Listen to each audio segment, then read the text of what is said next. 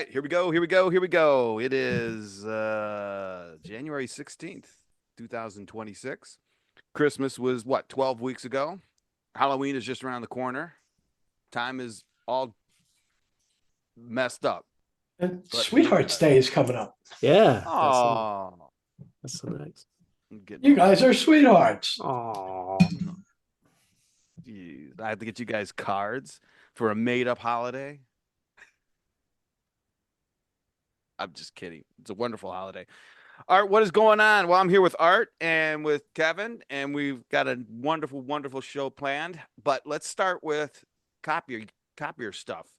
I think I saw something go across my radar today, but I forget about it. So It was Art, actually a little flurry of yeah. activity this week, Mm. and I'm just trying to bring it up on my I, site.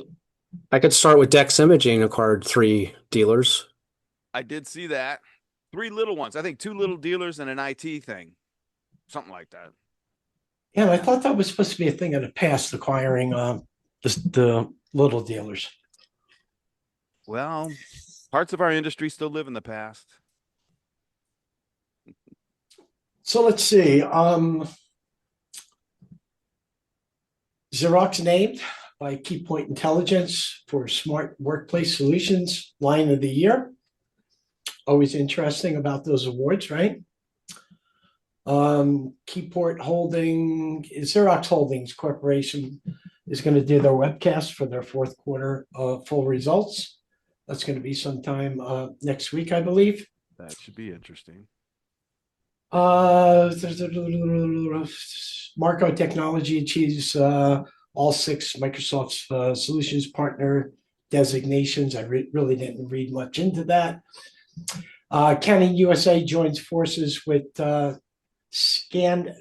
I got it right, Scandicor to enhance lamination and embellishment, and that would be with their large format color devices.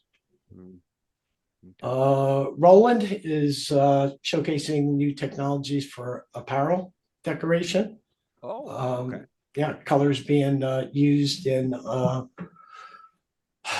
apparel design or print, et cetera, et cetera. I read about that a while ago. That actually, Kyocera is one of those inkjet, the preferred inkjet printheads that are used.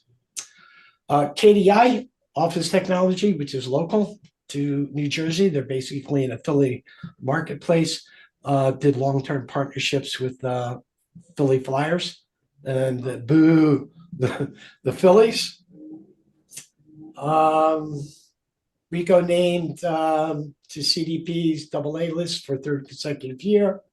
Konica Minolta had their revved up 2.0 to accelerate dealer growth. I'm not sure exactly where that was, but and I've heard a few dealers chime in on that on LinkedIn. So a lot of news rather than we had last week when there was basically no news. Konica Minolta also accelerates dealer success at their high velocity summit, which we just spoke about. And as far as copy or print industry news, I might have missed one or two, but that's what I have for the week. I saw something go by my stream today about, I think it was market share. I saw it too. Yep. Yeah. Did Yep. you get a chance to? I looked at it. I went in even deeper. I took a quick look at it and I saw Canon vaulted above HP. Right.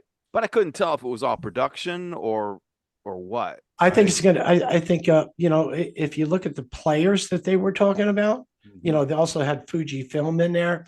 They had HP in there. They had Kyocera in there, right? Yeah. Yeah. Of course, they had Canon in there. So to me, it could have been a mix of laser and ink. Oh, you know what though? The person who posted it is, quote, Ink, an expert an ink in person. ink. Right. Right. But what surprised me is that I think the content was that Kyocera got knocked off #1. So I didn't know I they were think ever number one. no, I think HP got knocked off number Oh, one. okay. Yeah, Canon overtook HP, and then I believe something towards the bottom, Kyocera moved up a spot, maybe over Fujifilm, and Fujifilm lost the spot, something to that effect. But Right. I'm not really familiar with Fujifilm's entry with their inkjet devices. I'm familiar with their laser, but not inkjet. So that's why maybe I'm just thinking it's a combination of both print technologies. Yeah, that makes sense. I'm desperately digging to see if I can pull it out, but it's buried. Well, did you liked it, right? Yeah, I'm looking for it. Well, if you liked it, you just got to go to your profile and look at your last 100 things you did. That's what I'm doing. It's like because I did it in the morning, so it's way in the back. So doesn't matter. Yeah, but I thought that was interesting as well. I think what was interesting to see what Xerox is going to report this quarter, because we've had on our Right. last two talks, we've actually had a lot of talk about Xerox was looking to sell their IP. Their IP, yeah. And then there was another statement. There were why they were looking to sell their IP, and then some other stuff that we spoke about last week that I can't. There was like $300 million of delayed or Oh, that was it. canceled. Yep. Yeah. Delayed services or canceled services or something. Can't get parts, or tough getting parts, or tough getting machines, or something like that. I have that chart if you want to see it. Yeah, let me turn the share on. Who's sharing? I allow you to share. You are allowed.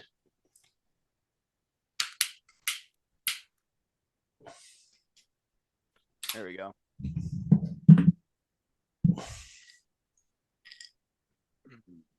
There it is.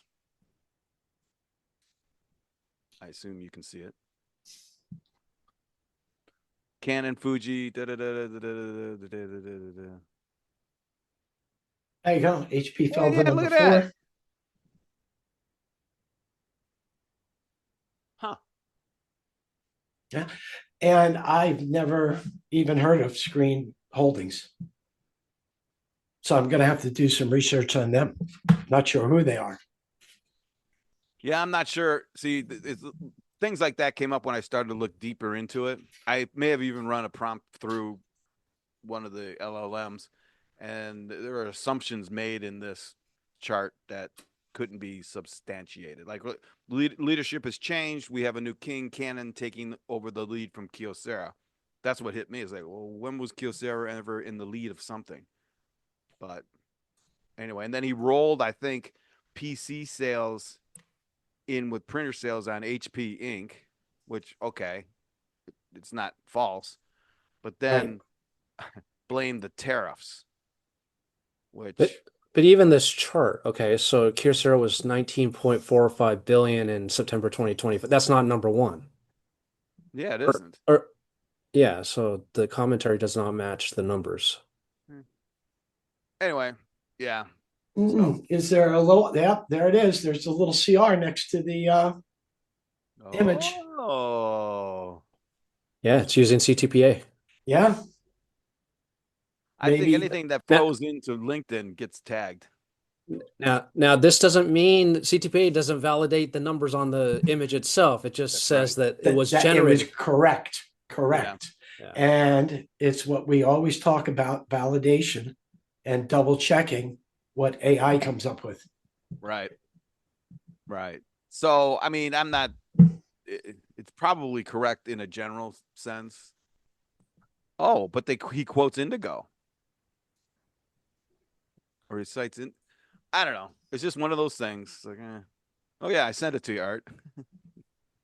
Yes, you did. That's how I picked up on it. All right, cool. So that's that. I think that's all I saw flow through on Copier World. How's business going? Business is good for January, actually. Oh, excellent. Hey, Kevin. Yeah. Hey, gents. Hey, And hey, Chip, how are you? chip in. Yep.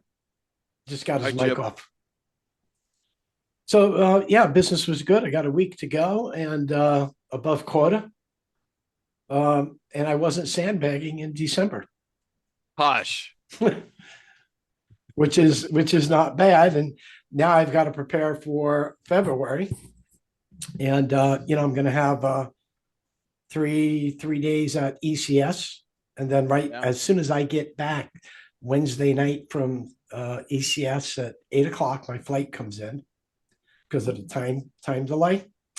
Then I've got somebody driving me right to Atlantic City for a show we have for surveyors and engineers for wide format machines. Oh. So I'll be gone from February 8th, won't get home till, Sunday till late Friday.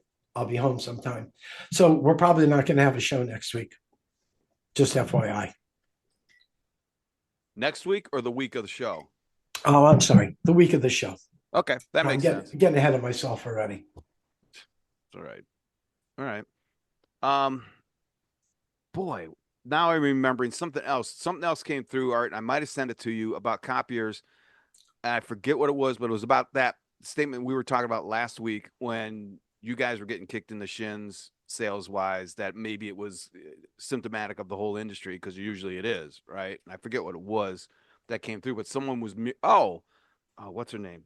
Anyway, another dealer mentioned something that mirrored what we were talking about last week in terms of slower bit. All right, Art. How about this?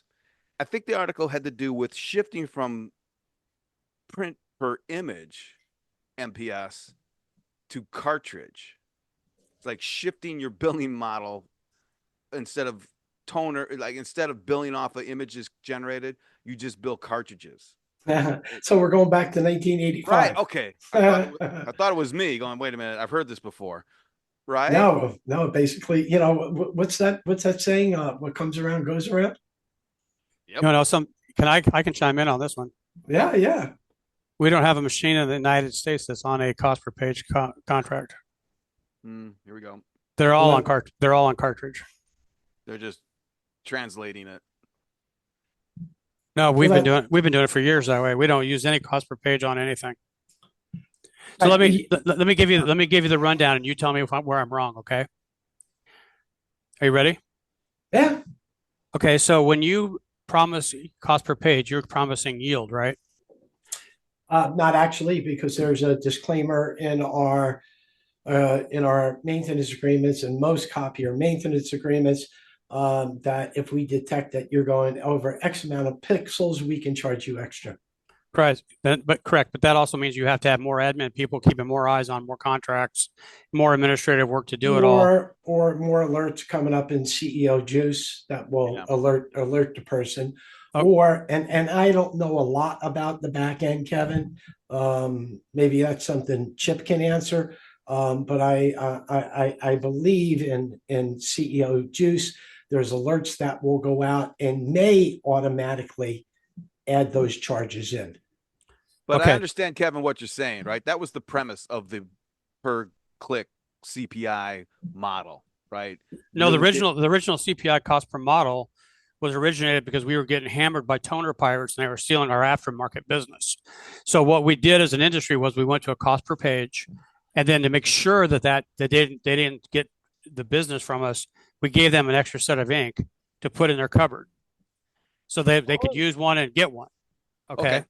Now ink is what, $500,000? Okay, and we're giving them an extra set, and it's sitting in there, and page volumes are declining. Right. So now we've got $1,000 or $500 or whatever it is, sitting in a cupboard, and we're handing over our entire business model to the end user. So if they have if the page comes out looking a little foggy, or it missed a little bit of a line, what's the first thing the customer does? Change. Yep. They throw them all away, right? I don't know as much about inkjet, maybe, but not copiers. Basically, they'll. I think with the laser devices, they'll call service first. But what the problem we have is when it gets to low, right? Doesn't They just mean it change it. needs to be, yeah, they'll change it. So Yeah. depending upon what the settings are for, if it's 20%, if it's 15%, when the low toner indicator goes on, that toner is being thrown out. Yeah. So we've protected that model because Ricoh actually has a feature with the machines that's a toner lock machine. It's a toner lock device on it. And actually, you cannot pull that toner out of the machine until the machine reads 0 toner. It unlocks it and allows the user to replace the cartridge. Wow. But back to what you were saying, Kevin. Yeah, Kevin, go on. I want to hear it because Okay, so the fact is, we had machines. We have them everywhere in the United States, and I can tell you, it doesn't matter where it's at. It's human behavior. As a dealer, we're handing over our business model, to the end user, because we have machines that have had toners replaced at 17% usage. yeah, Okay, and by the time they tell you about it, the garbage guys already came and picked them up. yeah, Okay, and they just look at you like, well, it had a copy. Then they give you the whole story, and then you're the bad guy because you're now going to bill them for a whole set of inks that never got used, and the whole thing is just a model that doesn't work in our world. Okay, so what we did was 3.5 years ago, was we said, okay, all contracts are canceled. We were canceling 600 contracts a month because we were like, they're all going over to per cartridge. They have to buy their cartridges from us. Right. You have what's the margin on a cartridge? Not as much as toner cartridges, correct? 40-50%. Let's just say as a number. Oh, okay.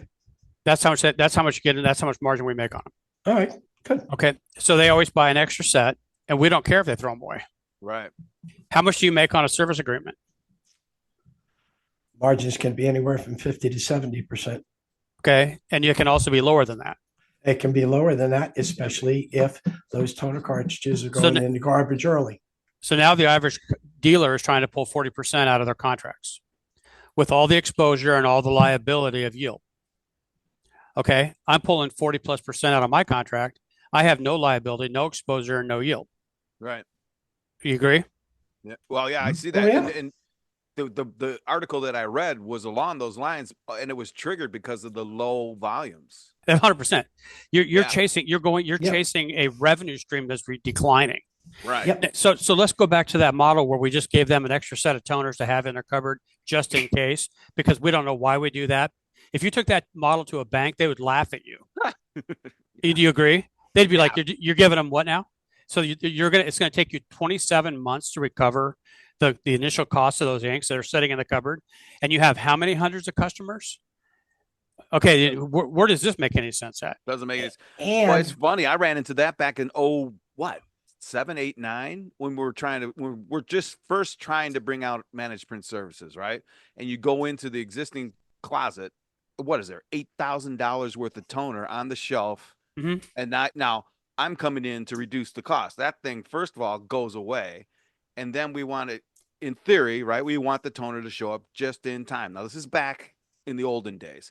So my idea was we're just going to wipe those out. And then someone at my company says, well, why don't we just stock one on the shelf extra? In my head, it's going, we just got rid of that whole theory, right? We got rid of that idea by selling the MPS. And now you want to but then again, the volumes were higher. So we could That's correct, afford right. Yep. to do that. You were moving your money. Yeah, I mean, we were storing our money in there. You're exactly right. And then the whole shake and bake thing, the whole, they tossed it out. But back then it really didn't matter because we were making bank all over. Right.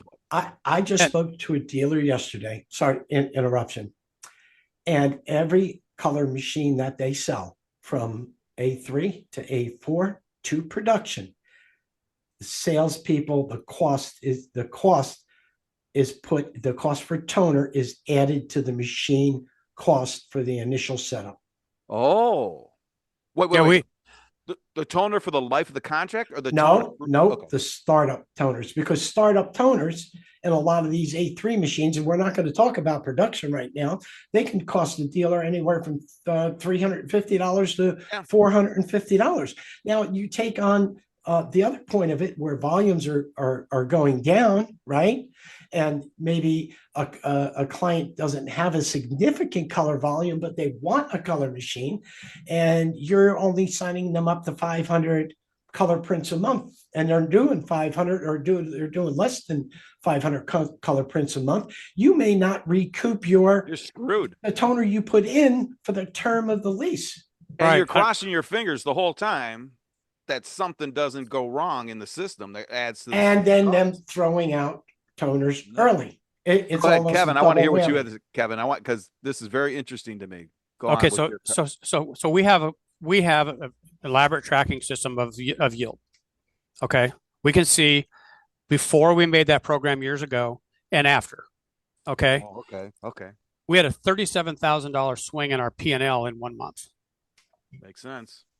37,000. And here's what's funny: these accounts that they had a run rate of, let's say, 3 sets a year. We'll just pick a number. They had 3 full sets a year when they were under a maintenance agreement, when they were under a cost per page, right? They're using 1 set and have 1 on the shelf. It's funny when you take human behavior out of the equation, how quickly they can figure this out. Okay. Yeah. And so we just every day we ship every single day. The FedEx is coming every single day, picking up orders that are going out, and they're all being billed to the customer. Okay. So anybody who wants to argue about that whole program, I'm like, yeah, go ahead, give me your best case, because Yeah. So let me go back to early 1980, and this just how can I say, proves your point, Kevin. Back in 1980, maintenance agreements used to be there were no supplies included. Basically, the customers had to buy their supplies as needed. As you made reference to, dealers started seeing that they were losing the toner pirates. Toner pirates were stealing their aftermarket. Thus, that. And wait, let's define what a toner pirate is, because Kevin Neal may not Arg. know. But yeah, tell me. Arg. Arg. Usually companies in California that would prey on the East and the Central because of the time difference.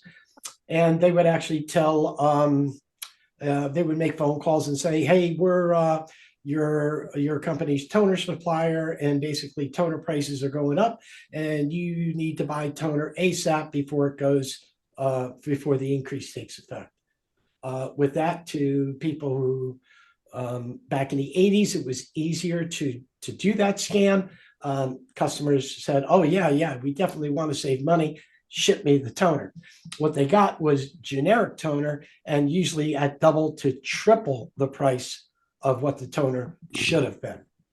That was the scam. Matter of fact, that scam still goes on today. I get it. They just use the internet ads instead of phone calls, right? I'm getting bombed by buy this now, or else the price is going to go up in 5 minutes. Well, Kevin, it's even worse than that. Is the customer was under contract, so the toner, quote unquote, was included with their service agreement. Well, they would employees got fired over this. Oh, it was, and it was bad. Like, yeah, hey, I need your serial number of your copier. Okay, yeah.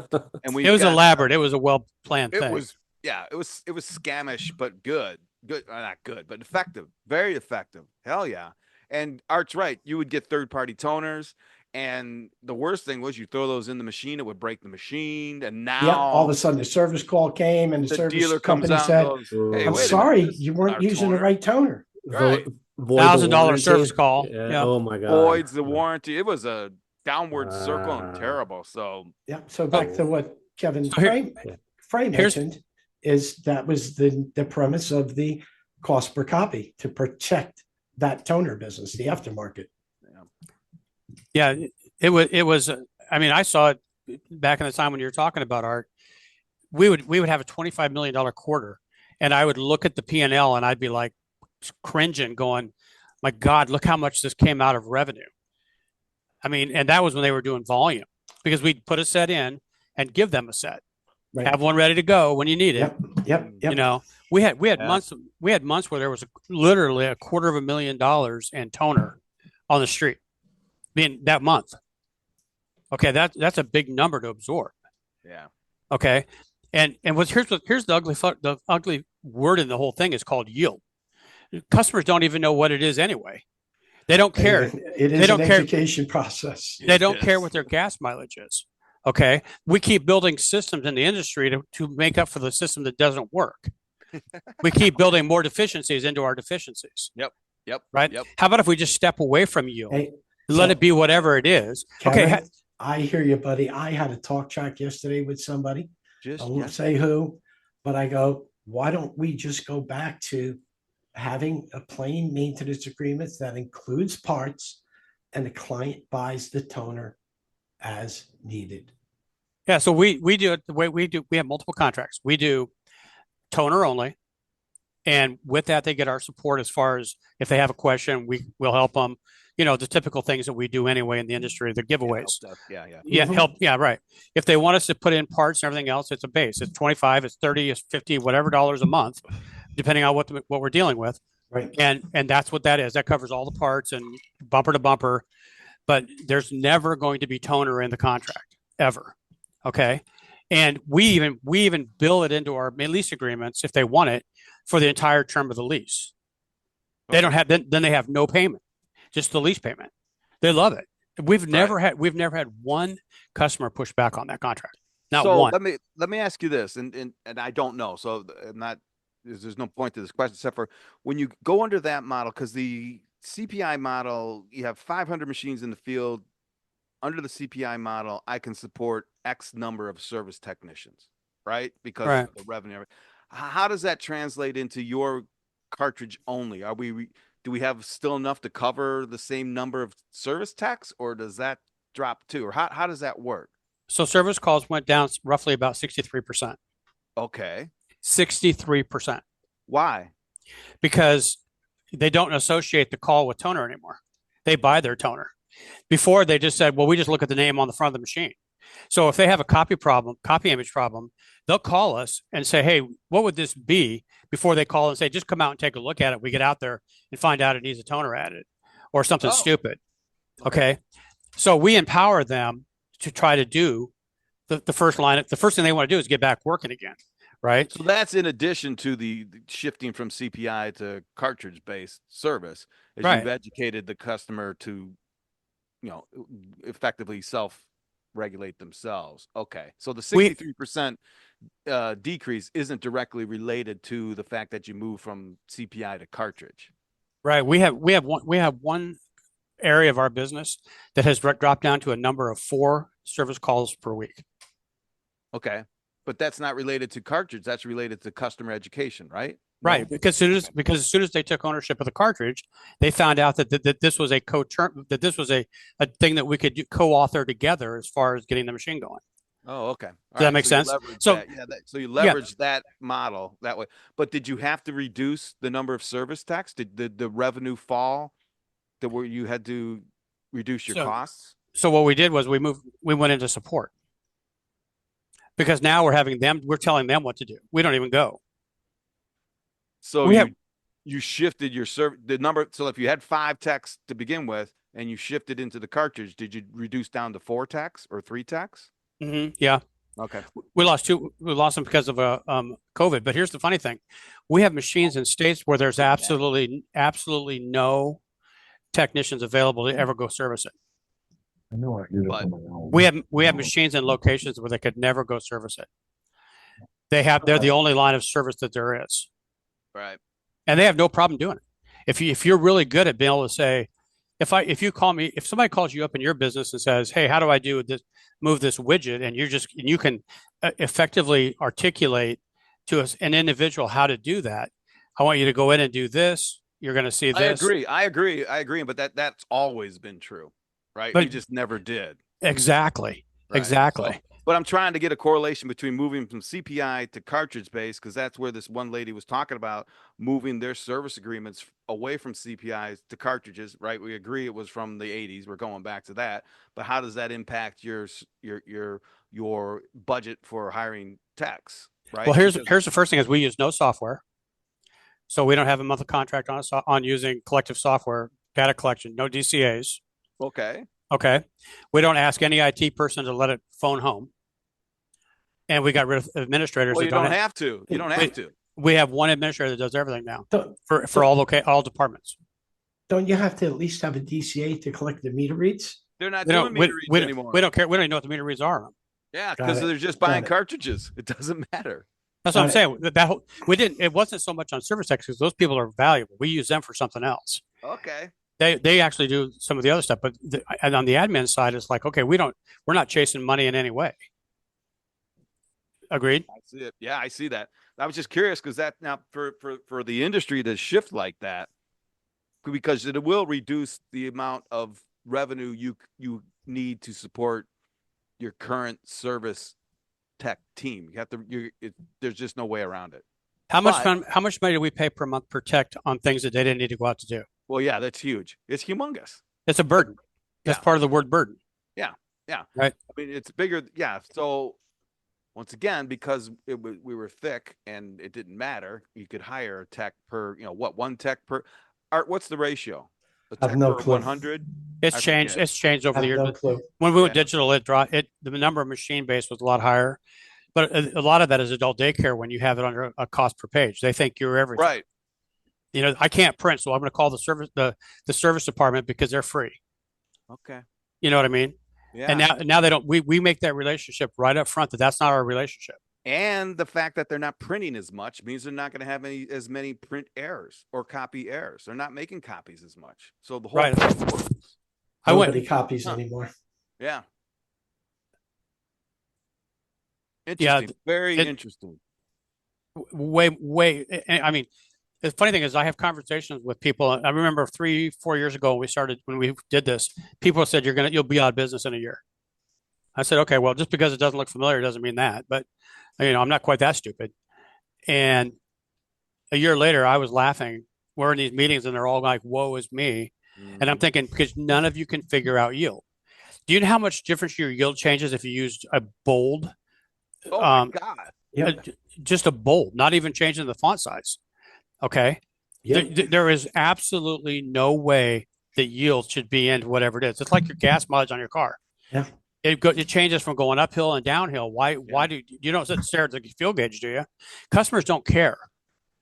Okay, that's not our job. Our job is to make sure performance-based. It's a performance-based outcome. That's what we do. Okay. So if you want to stomp on the gas and make every word on your document be bold and in 38 point font, that's your business. I have nothing to do with that part of your business. Right. My job is to make sure the device passes the paper when you want to do that.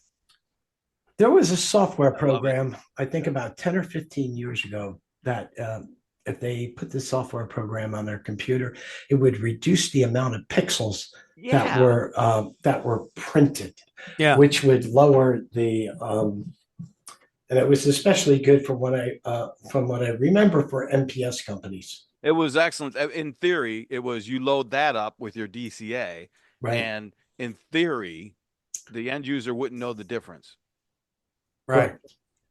And where is it today? It's gone. So what does Ed McLaughlin's company do? Oh gosh, I used to know. DCA. No, that's exactly what he does. His company measures yield on print. That's exactly what he does. Okay. They make recommendations for different types of fonts that use less yield. That's his company. I don't think that's all they do. But I mean, I know that part of it. Yeah, I thought it was predictive insight. Analytics. Yeah, there was a DCA involved. There's that. Last time I talked to him was maybe 8 months ago, or maybe even longer. But I didn't remember. It sounded very complicated to me, and there was some legal something going on. I didn't want to. It's like, okay, whatever. Why does a dealer want to become an insurance company? Well, because they don't know any better. They don't. Because when you guarantee yield, you're guaranteeing insurance. You're giving them insurance. Don't worry. If anybody's going to take a loss in this transaction, Mr. Customer, it's going to be me. Yeah. Okay. And here's the beautiful part. You're not even going to recognize it and thank me for it because you're not even going to know whatever happened. It's because it's unmeasurable. Well, it goes down. So we're looking like we're moving back to cartridges. Most of them don't guarantee yield again because they have that line in their maintenance agreement that says, if we see that you go over X amount of pixels, we're going to charge you more. So here's a good way to do it business, Art. If you want any of your programs that you want to do an acid test on. So take it, for example, a customer calls up and says, hey, Art, I got a bill. And I noticed that some of my costs are different than other ones. Can you tell me why? That's kind of how the conversation goes, right? Yep.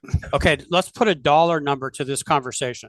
Is this conversation worth $25, $50. And now, if you have to go involve admin, does the cost go up to $100? How much does this call? Let's just put a dollar number to this conversation for a minute. All depends on how long that conversation takes, Doesn't my matter. friend. It's $60. Let's go $60. Okay. The amount of money that we have in this conversation on their side and our side is greater than the amount of money we're talking about. Right. Easy. For confusion. Yeah. We've created confusion.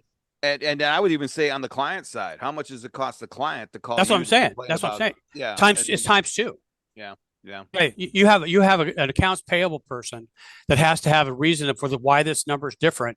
Now they're going to go on the back end and write down, mumbling under their breath, that they have to make a note to remember this because it's a dynamic changing number. Which is all fine and dandy, but it's all going to go away anyway, because the whole reason we're talking like this is because the prints and output is decreasing. That was my whole point of bringing it up, is like, we've been saying it for 100 years, and now we're starting to see another impact that is directly because people aren't copying and they aren't printing as much as it was when we developed this model in the first place. Correct. I'm going to go back, Greg, and say one more thing about that.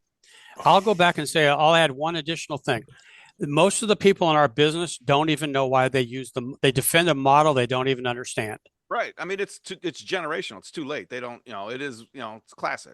We've always done it that way. We would never want to be anybody different than who we were 20 years ago. Right. So the turn here for us, Art and Kevin Neal, is as we develop models for the AMRs and the robotics, right? We need to, what can we pull out of what's happening right now with the old models and be aware of when we're putting the quote new models together for AMRs and things like that, right? So just to be aware. I don't know, but that's cool. Nobody knows. I would say the first thing, and luckily, there's not going to be a tremendous amount of consumables involved as there are with print devices. That's absolutely right. Yeah, that's right. And then service calls are very expensive, right? To dispatch a tech in the field. Oh yeah, that's probably. Would you say it's the most? I don't know, but it's got to be pretty expensive. Easily. Yeah. All right. You have mileage, you have insurance, you have. Yeah. Okay. So as we're looking at these AMRs, I don't know what the answer is. I'm just would like to illuminate that as an issue to address and to use this model. It's just interesting to me that we're looking at the bell curve, the other side of the bell curve with that model, and we're on the beginning of the bell curve with this new model. Correct. And it all depends on. Don't you think that's going to be like the old days when we didn't include supplies and copiers? Yeah. Absolutely. It's going to be a service contract that includes parts and service on these robotic products. It's sort of like Kevin's doing now, and hopefully you sell them the supplies that go with it as an add-on. So what we do is we tell them that we give them a warranty. Okay. They don't even ask what the warranty is. I've never been asked. We go, okay. They just got a warranty, right? And we tell them, as long as you're buying your supplies from us, this is how the contract's going to work. And we provide them things that the assurances that say, okay, if we know you're buying your supplies from us, we're not going to charge you for a new drum set, a new imaging set, because you went and put an aftermarket in. We're protecting you with this warranty. Our warranty is your behavior as a customer.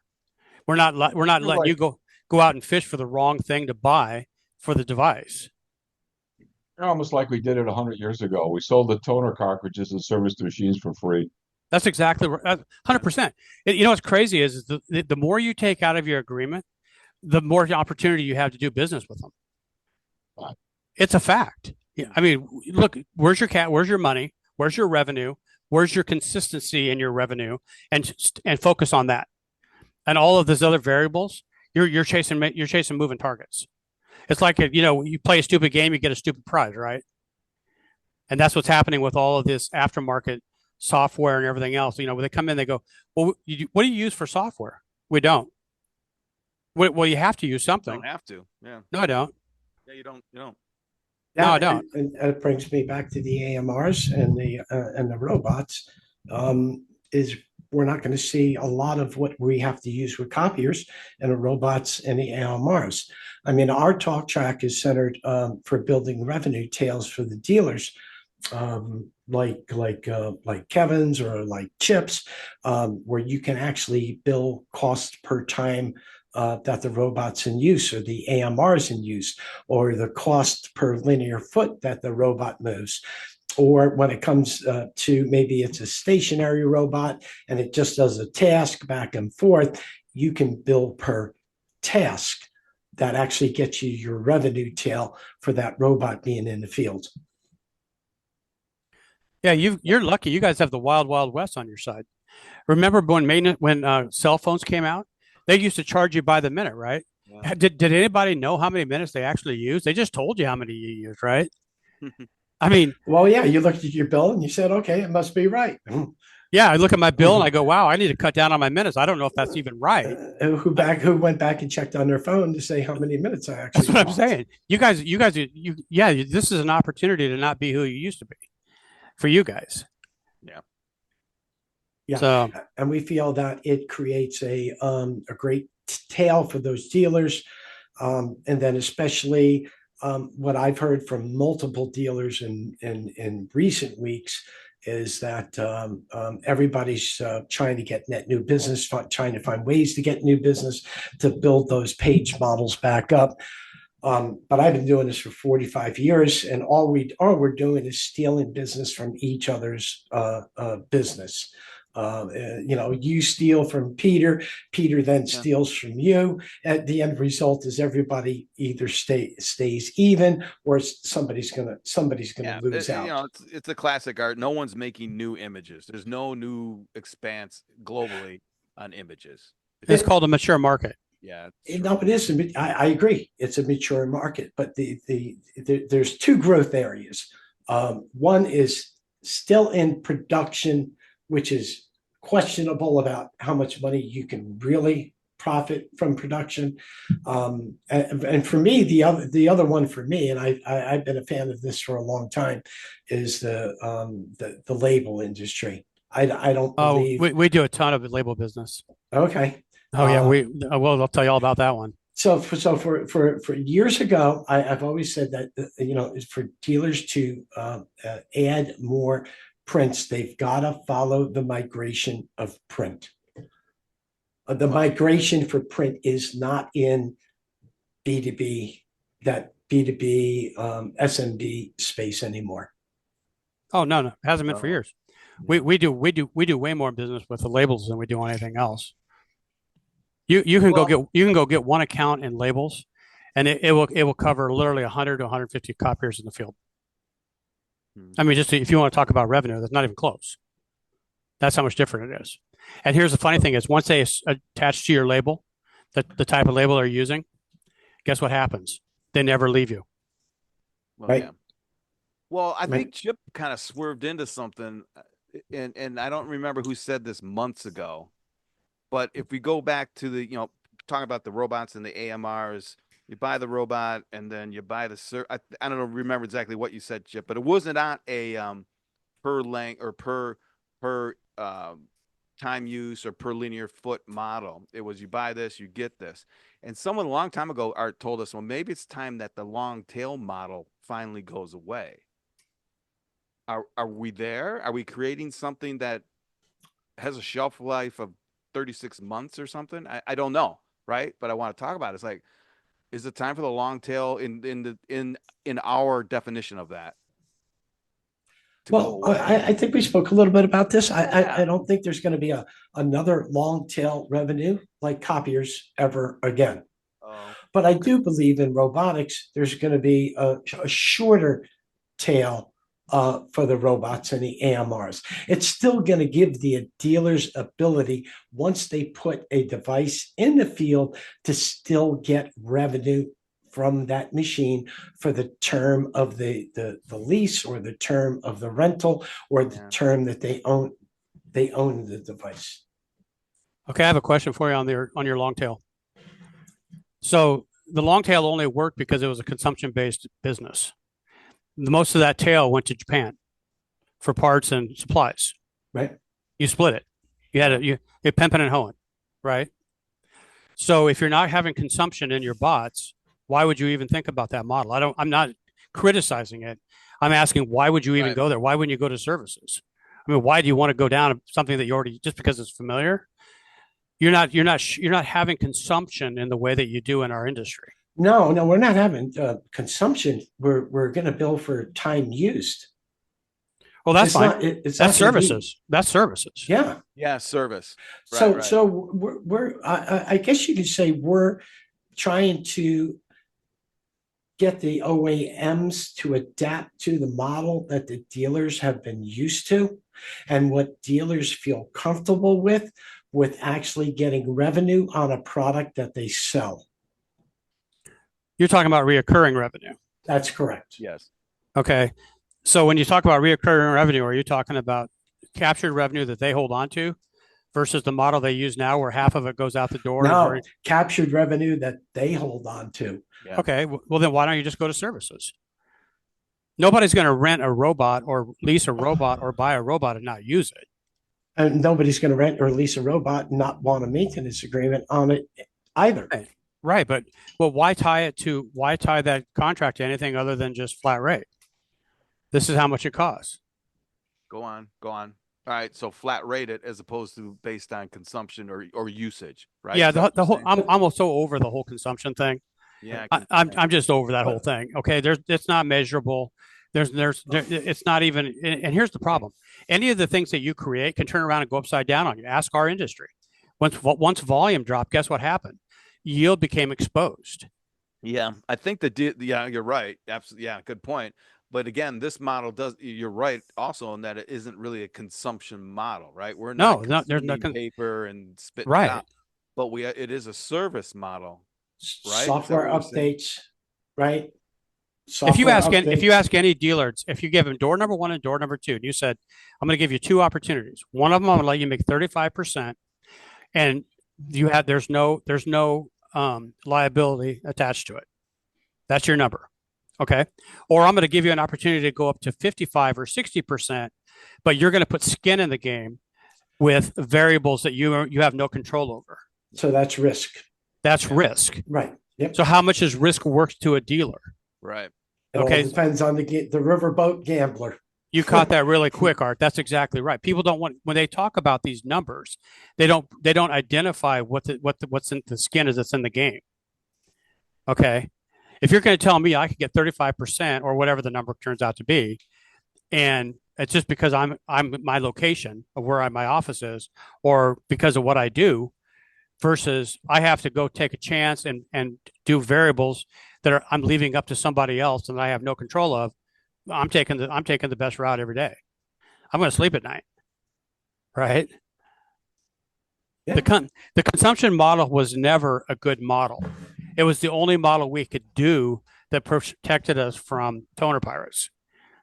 Okay. There was nothing wrong with the old model until it got challenged. That was the only reason it changed. Right. Well, so Chip, if you're there, I mean, you're looking at it as a viable solution, the AMRs. I mean, is going down this path to try and match a long tail, although it's short, and create that kind of revenue, is that frivolous, or is it simply, hey, sell the units, make the GP on the units sold, and then move to the next sale? Well, if we want recurring revenue, we have to sell maintenance contracts. Okay. Now, when I do AV products, and I'm doing maintenance contracts on them. So as Art was saying, software updates.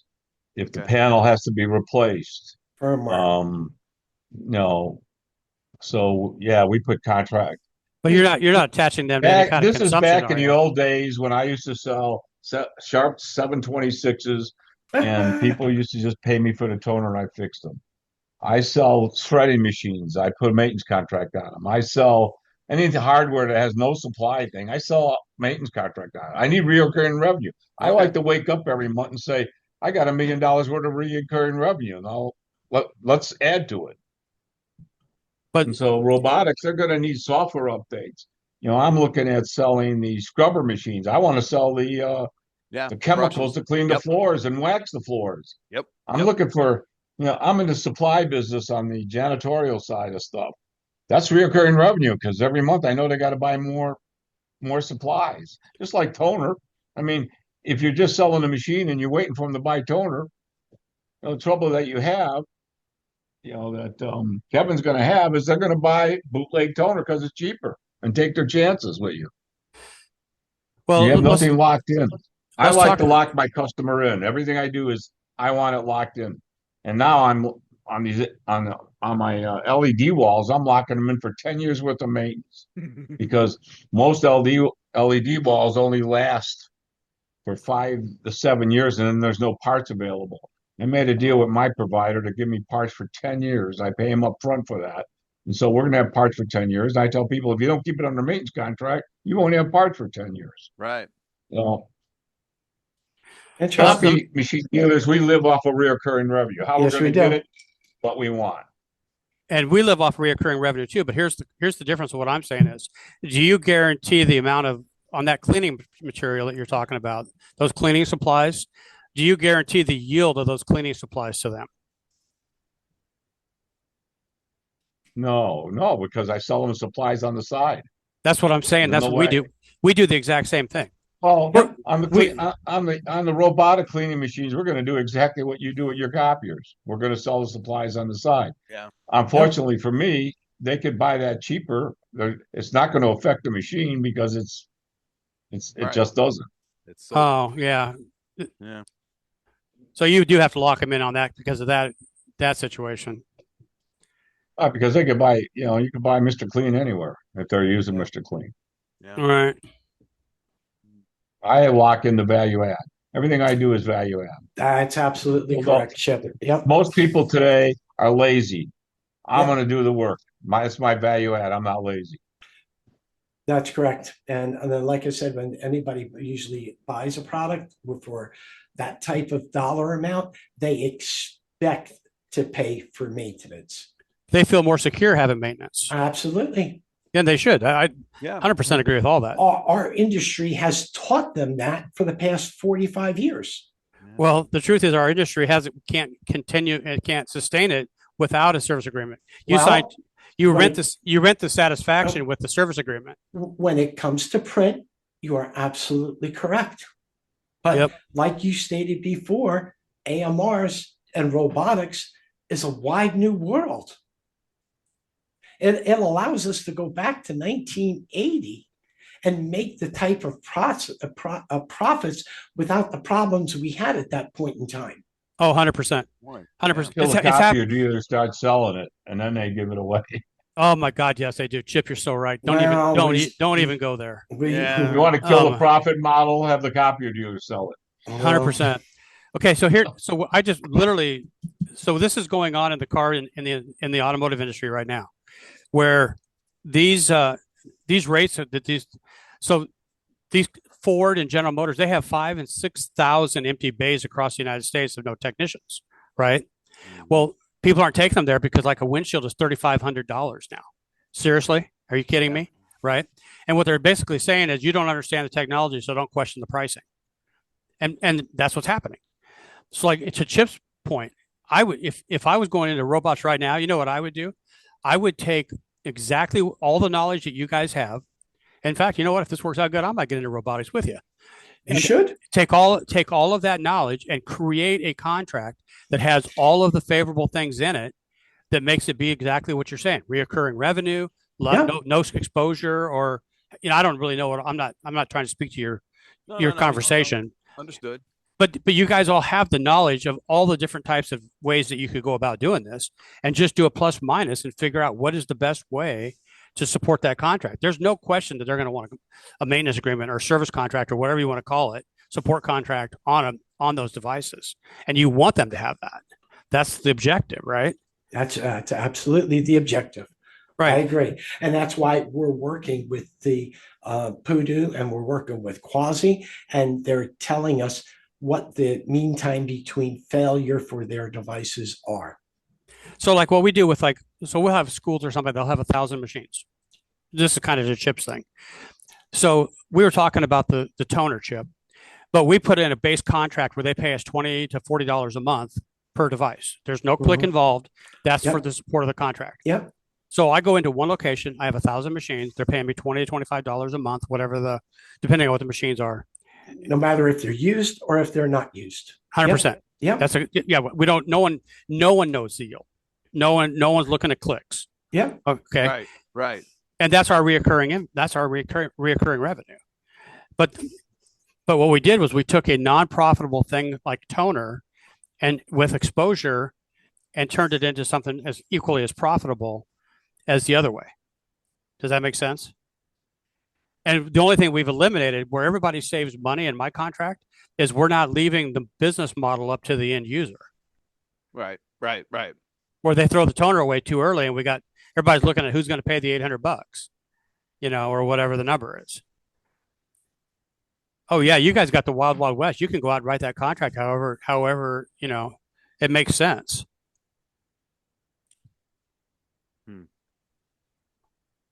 Yep. So we're actually looking forward to it, and we've got some models in place right now, and we're actually, Greg, we're doing our first sales training next week, right? Yep. Yes, we are. How far away is this stuff as far as you doing all this? We're doing it now. We've got a few dealers already signed on. We've got 3 robotic companies working with us. We're looking for affiliates. We're looking for more for We're doing our first dealer sales training next week for an SMB dealer. And then, we are, I think I mentioned this before, our goal for 2026. And thank goodness we're only into the 3rd week of January. We're looking to get up to 8 robotic OEMs and 50 office equipment dealers for 2026. Yeah, you know what? It's going to be a tall task, but you got to set those tasks high. You've got to have those goals. So that's our goals for 2026. Moonshots. But we're off, and we can support the dealers and the OEMs right now. And one of our reasons for going to ECS, Kevin Frey, I'm not sure if you're familiar with ECS, but it's the Executive Connection Summit. It's going to be in Scottsdale the 2nd week of February. We're bringing 2 robotic OEM partners with us. Kevin Neal, I believe we're going to bring a little Jet Rover with us as well. And dealers are going to get to see what these robots are. I hate calling them robots because when you talk about robots, you think about the Jetsons or you think about Lost in Space. We're probably more in that model of what's called AMRs right now that will make the jump to humanoids as humanoids become more prolific and less costly in our space. But to answer your question, we're ready and able to go now. We're doing it now. We've got the curriculum already up and running. We've got the agreements with the OEMs, the dealership agreements, working on the billing models, which is why this conversation was so excellent, right? Yeah. I mean, thank you. And you know what? When did we start? June or July of last year? We actually started in July. We submitted to the paperwork to the state of New Jersey August 15th. Kevin Frey, we're working with Twain. It's what Kevin Neal is in on this. Not why, but we're working with establishing robotic standards. And I've been on some really good conversations with the OEMs. You think this is the Wild West? It is. There are no communication standards in the industry for B2B space. In the space between AMR to anyone, let alone AMR to AMR, AMR to LLM, all that whiz bang stuff. So with Twain, because they're used to designing standards, this is a great opportunity, right? If you're a foundational continuum OEM, you can now sit in on conversations that are going to hopefully determine the standard communication protocol for all AMRs. And add direction or add your input to it. Yeah. because what we're doing on the side, I'm not on the side, but one of our primary planks is we're developing APIs to grab that data off of those AMRs and throw it into a dashboard, very similar to a DCA. Now, the conversation we had today is very interesting because you don't need a DCA, do you, Kevin? Because you're not doing it that way. No, But, we don't. We're DCA. We are right. Right. So we are already, we're halfway there. We're more than halfway there to have that information come off, that those data points come off of the AMRs, so that our dealers can look at it and go, okay, now I know how to create an invoice based on usage, not consumption, but usage. Right. So Right. we're at that point. And again, since I think we rolled out in November. Yeah, we did in November at the Twain Show in Florida. Yes. That wasn't that long ago, and now we're going to ECS, and our whole business motion is validated every single time we talk to someone. Every single time, these OEMs love to make robots. They don't have a go-to-market strategy yet. They are going to distribution. When we talk about our dealer model, it is complete foreign to them. They have no idea. But as soon as they get it, the light bulbs go off, and that's why we're able to sign these guys up. It's like, yeah, well, we're a force multiplier. Look, we got, even if we only have 1,000 dealers, the question they ask, well, where are you geographically? Everywhere. All right. Okay. Yeah, but what verticals do you concentrate on? And you appreciate this, Kevin. It's like all of them. Every single one. All of them. So they look at this thing as just a gold mine for, even if they've got 3 people that are trying to cover the whole country and try and sell robots. Right. And before they got this job selling robots, they'd had no experience selling robots. Right. No, they which were is probably fine. selling copiers. Nobody Right. did. Yeah. Well, like Chip made a good point though. The people that are still grinding on the model of where you got a reoccurring revenue are the ones that are going to succeed in doing this. And the reason why is because it deserves it and it needs it. Well, that's a good point. Yeah. I mean, a real good point. Yeah. You take a salesperson out of a car business and bring them over to this job and you try to explain to them reoccurring revenue, they're going to be like, no, we sell it and forget it. Right. Yeah. We're a cash transaction. We've had to bridge the difference. You love this, of when they see a lease payment, they think that's reoccurring revenue. Right. That's where they're at. It's like, well, no, let's talk about how that whole thing works. That was history. Yeah. Yeah. But it's brand new to them. It's stunning. That's one of the things I love about it. It's like, oh, you didn't know. Well, here, this is what we do. Oh, what's the difference between a service desk and a help desk? Oh, well, this is what we do. Well, what's trunk stock? So I went into one of my branches and I told one of this rep, I said, he was a new rep, and I just kind of wanted to feel him out a little bit, find out, if my people were making good hires. And I told him, I said, see this chair you sit in? He said, yeah. I said, you see where it says for rent? He says, no, I don't see that. I go, you look right here where my finger is. It says for rent. Do you see the part where it says right below it that rent is due every day? And he goes, no, I don't see that. I go, that's the business we're in. It's called reoccurring revenue. It's every day. Okay. And it literally, that's the quickest way to blow them out, because they're like, oh, well, we just sit around and wait for people to come into the car lot. No. No, reoccurring revenue means you got to go out and get it. The whole thing is reoccurring. It's reoccurring. Winners make things happen. Losers wait for things to happen. Oh my God, there's art. Yeah, there it is. Love it. There it is. Hey, Kevin, are you going to ECS, or do you know about ECS? I don't know anything about it. Okay. Want me to send you a link on it? Yeah, feel free to. Yeah. Sure. I listen in on your guys' conversations, but I mean, some of it I'm just kind of gathering along, and some of it I'm doing my 5th grade education where I'm just nodding my head. No worries. No worries. I do that all the time. And Chip, you're going to be at ECS, correct? Yes, I'll be there. Good, good. We're going to have a Pudu there, and we're going to have a Quasi there. I just heard that. Yeah, it's going to be exciting, and we're going to bring our little. He's got a lot of cool stuff on the agenda. Of course, I might not be out there on Sunday if the Bears go to the Super Bowl. Oh, I'll tell you what. I don't blame you. Go ahead. I don't blame you. Go ahead and book that flight.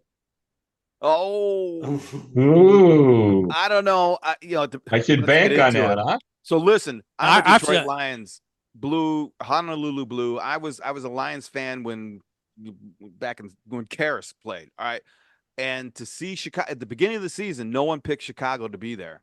Or Detroit was going to roll. And then to see the first few games of Chicago go, oh, these guys should not be counted out. They should not be counted out. And then they got a great coach though. And they've also got Detroit. They've also got a world-class running back. And they got a great running back. Whatever his name, but he played for. I watched him play for Rutgers for 3 years. And he just ran over people. Well, and there was always a game I said, well, if they win this one, they're real. And I think that was Philadelphia. And there was a game before, well, if they win this one, they're real. And it's been going on and on and on. But the Green Bay game, I mean, what the hell? 21-3 at halftime. Right. It's so the thing different about be the Cinderella team. The thing about the Bears is, though, they command a different level of respect than any other NFL team in existence. If they get on a heater, everybody in the United States and in the world is rooting for the Bears. I mean that. Yeah, that's true. It's like a Detroitish kind of thing, but the Bears have been there before. So that's another thing. It's like, okay, the program is pretty freaking solid. That's Detroit. We have emotional players. We don't have a structure yet. We don't have you know what I mean? Like, we don't have that. Well, we've been to the Super Bowl before, so we know what this is like, kind of thing. So that's very emotional. But you look at Chicago, it's got deep roots, almost as deep as Green Bay. Same thing. So I'm with you, Chip. We've been rooting for Chicago ever since Detroit's been out of it. I'm 100% rooting for them. I'm literally hope that I just would love. I'm sick and tired of all those other yahoos. I want someone who, plays in the freaking snow. Well, the Bears are every player is like a bulldog. Yeah. Have you ever noticed that? I love that. I know for like 100 years, they do an interview. They're like banging their head. They're like, yeah, you know what? We're blue collar. This is what we do. And I'm like, that's right. And that's what football is, right? Yeah. Isn't that what America is? This next game is perfect because you've got the blue collar ruffians against the West Coast. Yeah. Yeah. Only thing with that is we love Stafford though too. Yeah, Stafford. Yeah. Detroit. Yeah. Yeah. So, but I want Chicago. How to play in the cold. I want Chicago to go all the way. That's what I want. So I'm with you.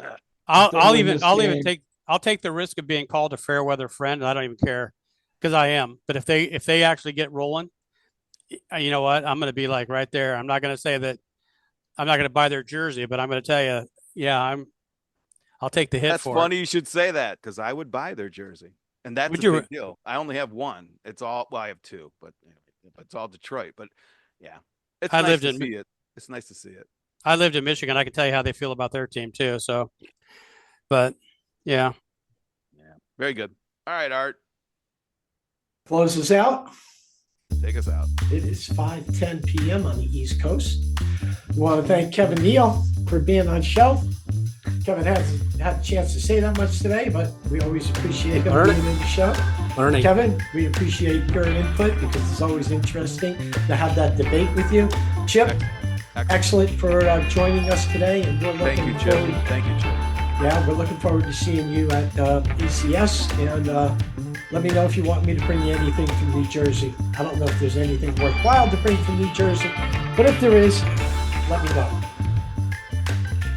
With that, we want to thank everybody for tuning in. Please follow us next week. We'll be on next Friday at 4 p.m. Please like, follow, and share. See you, everybody. Thanks, everyone. Thank you. Appreciate it. Hi, guys. Have a good weekend. Go Bears. Take care, Trip.